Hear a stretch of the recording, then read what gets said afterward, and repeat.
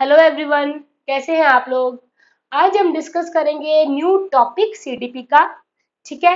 अब तक हमने कुछ चाइल्ड साइकोलॉजी के टॉपिक्स किए हैं जिसमें थोड़ा मीन्स वो हम एक पार्ट तक रह रहे थे कि cognitive development, moral development, social development, language means ये सब बारे में हमने एक चाइल्ड साइकोलॉजी के बारे में पढ़ा था। अब थोड़ा डिफरेंट टॉपिक पढ़ेंगे आज की वीडियो में। ठीक है, आज हमने पढ़ना है इंटेलिजेंस के बारे में। इसमें से क्वेश्चंस भी पूछे गए हैं एग्जाम में, इंपॉर्टेंट टॉपिक है।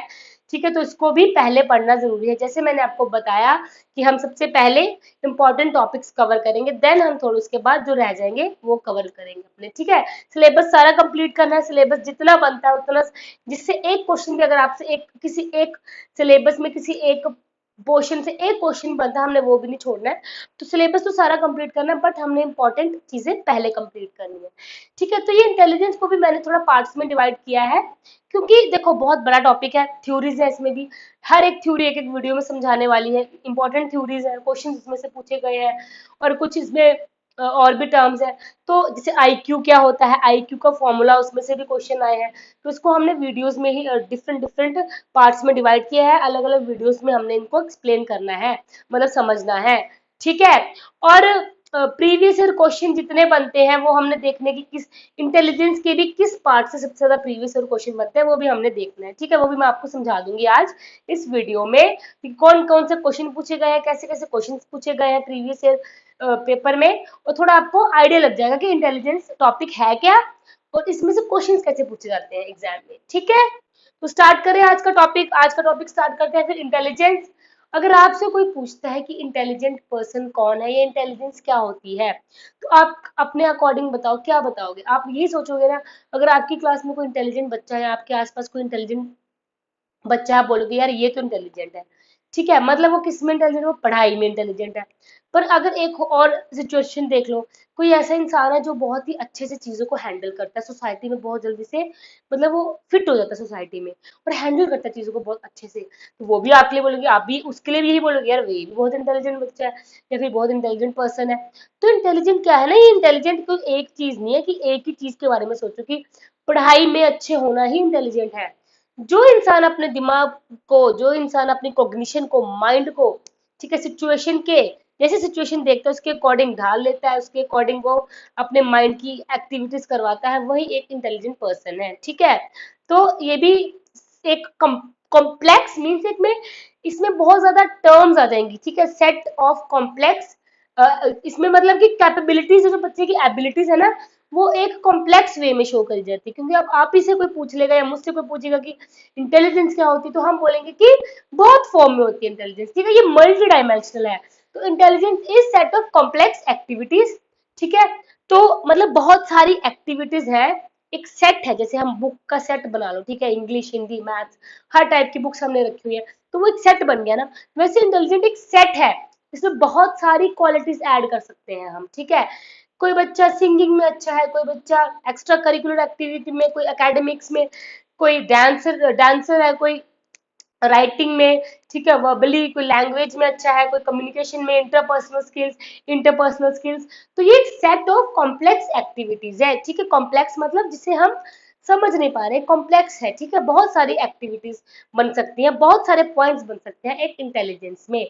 ठीक है, और यहाँ पे लिखा है कि इसमें प्रॉब्लम सॉल्विंग आ जाएगा। देखो, जब कॉग्निशन की बात, इंटेलिजेंस क्या होता है, हमारा दिमाग। ठीक है, इंटेलिजेंस हमारे दिमाग की गेम है, वहां पे क्या होता है हमारा कॉग्निशन, माइंड। तो जब आएगी हमारी माइंड की बात, तो मतलब प्रॉब्लम सॉल्व करना, मेंटल एबिलिटीज को यूज करना, ठीक है, दिमाग को अच्छे से दौड़ाना, जिसमें सब कुछ, थिंकिंग हमारा सोचना, रीजनिंग हमारा रीजनिंग करना, हर एक चीज आ जाएगी इसमें, problem solving, thinking, reasoning, abstract thinking, concrete thinking, divergent thinking, convergent thinking, ये सब आ जाएगा एक इंटेलिजेंस में। ठीक है, बहुत ही ब्रॉड टर्म है ये इंटेलिजेंस। ठीक है, तो अब देखो इसमें अगर हम नॉलेज देखते हैं कैसे लेते हैं, तो पहले हम परसीव करते हैं, देन हम लर्निंग करते हैं, फिर अंडरस्टैंडिंग करते हैं, फिर नोइंग, तो फिर मीन्स कि धीरे धीरे नॉलेज को हम अपने दिमाग में डालते हैं। ठीक है, ऐसे प्रोसेस से हम क्या करते हैं, अपनी नॉलेज को अपने दिमाग में डालते हैं। मल्टीपल फॉर्म में होती है ये, वही मल्टी मल्टी डायमेंशनल है, बहुत सारा उसके बहुत ज्यादा डायमेंशन है। ये हम थ्योरी से समझेंगे, ये अगर ये जो आपको अगर ये पॉइंट समझ नहीं ना आ रहे, ये आप थ्योरी से समझेंगे। कुछ कहते हैं ये मल्टी डायमेंशनल है। ठीक है, मीन्स कि इसमें बहुत सारी फॉर्म्स होती है। कुछ कहते हैं ये 2 डायमेंशनल है, बाई डायमेंशनल है, यूनिडायमेंशनल है, कुछ कहते हैं सिंगल यूनिडायमेंशनल है, कुछ बाई कह लेते हैं 2 डायमेंशनल है। तो ये अलग अलग मीन्स डायमेंशन बोली है, इसलिए थोड़ा कॉम्प्लेक्स सेट ऑफ एक्टिविटीज कहा जाता है इसे। समझ गए? अब एक साइकोलॉजिस्ट है, इनको आपने याद रखना है।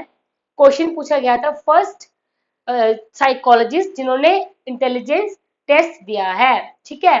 तो एल्फ्रेड बिने, याद रखना है, इन्होंने सबसे पहले इन्होंने ही काम किया है इंटेलिजेंस टेस्ट पे कि मेजर कैसे करते हैं, असेस कैसे करते हैं इंटेलिजेंस को बच्चों में। स्टोरी देखो ना, स्टोरी क्या थी इसमें कि अल्फ्रेड बिने को उनकी वो ये फ्रेंच साइकोलॉजिस्ट हैं, ठीक है, फ्रांस के हैं। तो फ्रेंच साइकोलॉजिस्ट है, तो फ्रांस की गवर्नमेंट ने इनको मतलब कि एक टास्क दिया कि आपने कुछ ऐसे इंटेलिजेंट टेस्ट या स्केल बनाओ जिससे ना, क्योंकि कुछ बच्चे उनके ऐसे थे कि कुछ इंटेलिजेंट थे और कुछ थोड़े बिलो एवरेज बच्चे थे। उन्होंने देखना था कि यार अब ये बच्चे देखो अलग अलग टाइप के बच्चे थे, कुछ इंटेलिजेंट थे, कुछ बिलो एवरेज थे, कुछ चीजों को कर रहे थे, कुछ नहीं कर पा रहे थे। तो हमने इनको देखने कि इनका मतलब स्केल, हम इनको मेजर करना है, इनकी इंटेलिजेंस को एक्सेस करना है, कितना है इनका इंटेलिजेंस, आईक्यू कितना है इतना इनका। तो यही इसीलिए इन्होंने फ्रांस की गवर्नमेंट ने इनको काम दिया इस चीज पे। तो इन्होंने फिर फर्स्ट इंटेलिजेंस स्केल इन्होंने डेवलप किया है। याद रखना कि फर्स्ट साइकोलॉजिस्ट जिन्होंने काम किया है इंटेलिजेंस पे, and French psychology, first psychologist जिन्होंने डेवलप किया है फर्स्ट इंटेलिजेंस टेस्ट, ठीक है, पहला इंटेलिजेंस टेस्ट इन्होंने डेवलप किया है। और ये सबसे पहले साइकोलॉजिस्ट हैं जिन्होंने इंटेलिजेंस स्केल या इंटेलिजेंस टेस्ट पे काम किया है, ठीक है? समझ गया अल्फ्रेड बिने को? ठीक है, तो ये है अल्फ्रेड बिने, फ्रेंच साइकोलॉजिस्ट। इन्होंने क्या किया, इन्होंने इन्होंने जब ये काम अपने काम कर रहे थे, उस टाइम इनके एक स्टूडेंट थे, ठीक है, थियोडोर साइमन। साइमन के साथ अल्फ्रेड बिने ने एक स्केल बनाया मेजर करने के लिए इस चीज को, ठीक है? तो उनको मीन्स की वो जो कैपेबिलिटीज हैं बच्चे के अंदर, जो ठीक है जो एबिलिटीज है उसको मेजर करने के लिए उन्होंने एक स्केल बनाया, तो उसे हम कहते हैं बिने साइमन स्केल,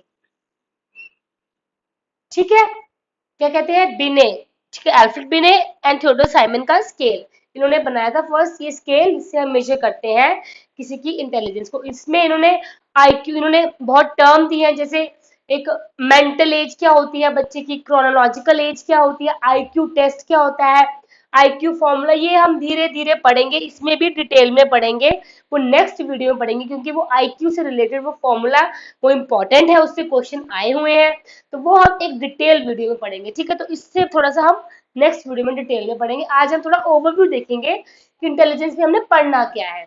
समझ गए? अब देखो थ्योरीज कौन कौन सी है इंटेलिजेंस की, ठीक है? ये थ्योरीज दी है जिस मतलब अपने अपने सबने साइकोलॉजिस्ट ने अपनी अपनी थ्योरीज दी है। कईयों ने कहा ये टू, इसमें 8 फैक्टर्स होते हैं, कईयों ने कहा 3 फैक्टर्स होते हैं, कईयों ने कहा 2 फैक्टर्स, कईयों ने कहा बहुत ही ज्यादा मल्टी फैक्टर्स होते हैं, 180 से 200 तक फैक्टर्स होते हैं। तो जैसे कि सबसे पहले थ्योरी है, मैं आपको एग्जाम पॉइंट ऑफ व्यू से, ये मैंने जो सीरियल ऑर्डर लिखा है, ये एग्जाम पॉइंट ऑफ व्यू से सबसे ज्यादा क्वेश्चन पूछे गए हैं वो हॉवर्ड गार्डनर की थ्योरी से पूछे गए हैं, ठीक है? गार्डनर की theory, theory of multiple intelligence, इन्होंने 8 फैक्टर्स दिए हैं। इन्होंने अपनी मल्टीपल, इन्होंने बताया है कि बच्चे में बहुत ज्यादा इंटेलिजेंस होती है, मल्टीपल होती है, वो कितनी होती है, इन्होंने 8 के बारे में बताया है, 8 फैक्टर्स बताया, 8 कंपोनेंट्स बताया है, ठीक है, कि 8 टाइप की इंटेलिजेंस होती है बच्चों में, हॉवर्ड गार्डनर ने बताया है। क्वेश्चन इसमें से बहुत पूछे गए हैं एग्जाम में, ठीक है? तो ये इंपॉर्टेंट थ्योरी है। एक अगली जो आएगी वो आएगी ट्रायआर्की थ्योरी ऑफ इंटेलिजेंस।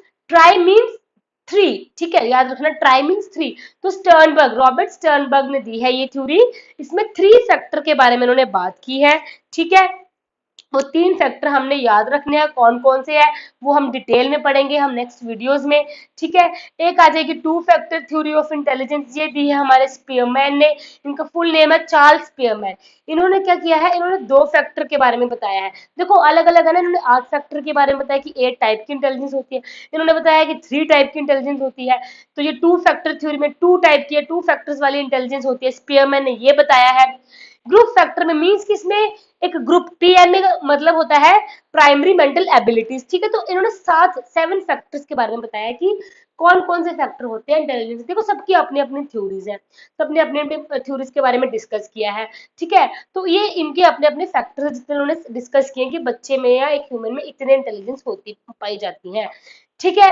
ये थी group factor theory by Thurstone, Louis Thurstone ने दी है ये ग्रुप फैक्टर थ्योरी पीएम में, जिसमें 7 फैक्टर्स होते हैं, ठीक है। सॉरी, जो लास्ट है वो है गिलफर्ड की मल्टी फैक्टर थ्योरी, ठीक है। गिलफर्ड की, इसको इसके 2 नेम्स है, एक मल्टी फैक्टर है एंड इंटेलेक्ट मॉडल, मींस इन्होंने माइंड को एक क्यूबिकल फॉर्म में बताया, 3D क्यूब के फॉर्म में बताया इन्होंने, ठीक है। उसके थ्रू उन्होंने समझाया है। इन्होंने तो बहुत ज्यादा फैक्टर्स दिए हैं, 180 टू 190, इन्होंने इतने फैक्टर 180 फैक्टर्स दिए हैं इन्होंने, और वो सब समझाए हैं कि कैसे कैसे हमारे माइंड में क्या क्या चीजें होती हैं इंटेलिजेंस में।